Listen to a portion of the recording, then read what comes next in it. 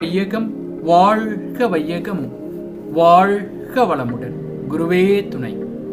நாள் ஒரு நற்சிந்தனையில் இன்று நாம் சிந்திக்க இருக்கக்கூடிய தலைப்பு நமது கடமை. மகரிஷி அவர்கள் இந்த உலக நல வாழ்த்துல 3 முறை நம்மளை சொல்ல வைப்பாங்க. நம் கடமை அறவாழ்வின் நாட்டத்தே சிறக்கட்டும், நம் கடமை அறவாழ்வின் நாட்டத்தே சிறக்கட்டும். அப்ப நம் கடமை அறவாழ்வின் நாட்டத்தே சிறக்கட்டும். அப்ப அறவாழ்வு என்பது தவ வாழ்வு என்று கூறுவார்கள், கர்மயோக வாழ்வு. அப்ப அது என்ன பண்ணுதுங்க? அறநெறி வாழ்க்கை கொண்டது. இப்ப அறநெறி என்பது ஒழுக்கம், கடமை, ஈகை. அப்ப ஒழுக்கம் என்பது எண்ணம், சொல், செயலில் ஒழுக்கம்.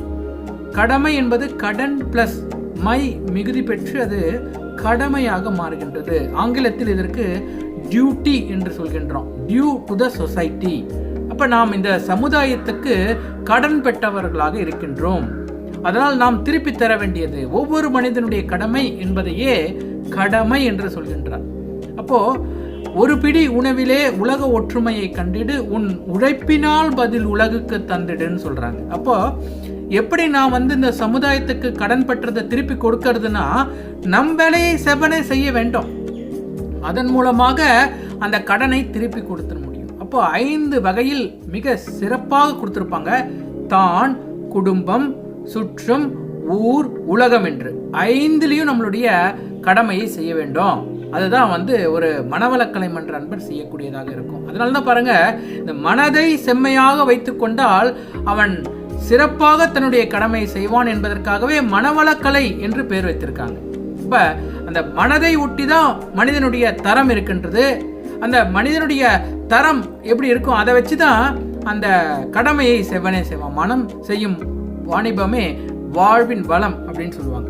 அப்போ எதற்காக தவறு செய்யறோம்னு பார்த்தீங்கன்னா, அந்த பழக்கத்தில் பழகி போயிருக்கணும். இந்த மனம் அப்படி பழக்கத்தில் அடிமையாகி கொண்டிருக்கின்றது. அப்போ அந்த பழக்கத்துக்கும் விளக்கத்துக்கும் போராடி கொண்டிருக்கக்கூடிய நிலையில் இந்த விளக்கத்தையே பழக்கமாக மாற்றிக்கொண்டு அற்புதமாக தானும் உயர்ந்து மற்றவர்களையும் உயர்த்தக்கூடிய அற்புதமான ஒரு பயிற்சி தான் நம்மளுடைய மனவளக்கலை என்ற பயிற்சி. இதை ஒரு நபர் அப்படியே ஒரு வேண்டுதல், கடவுள்கிட்ட வேண்டுறேன்னு போறாரு. இப்போ இன்னொருத்தர் சொன்னாராம், நீ என்ன வேண்ட போற, எப்படி மிச்சம் மீதி வச்சு தானே இருக்க போறேன்னு சொன்னாராம். அவங்க சொல்லியிருக்காங்க, இல்லை இந்த முறை நான் அறிவு வேண்டும் என்று வேண்ட போகின்றேன் அப்படின்ட்டு. அப்போ அவர் சொன்னார, ரொம்ப சிறப்பான ஒரு புரிதல். அப்போ அறிவு தான் நமக்கு வேண்டும். அப்போ அந்த அறிவு இருந்ததுன்னா எல்லாமே கிடைச்சிடும். இப்போ உணர்ந்தவர்கள் உணராதவர்களை உணர்த்தக்கூடிய பயிற்சின்னு சொல்லுவாங்க.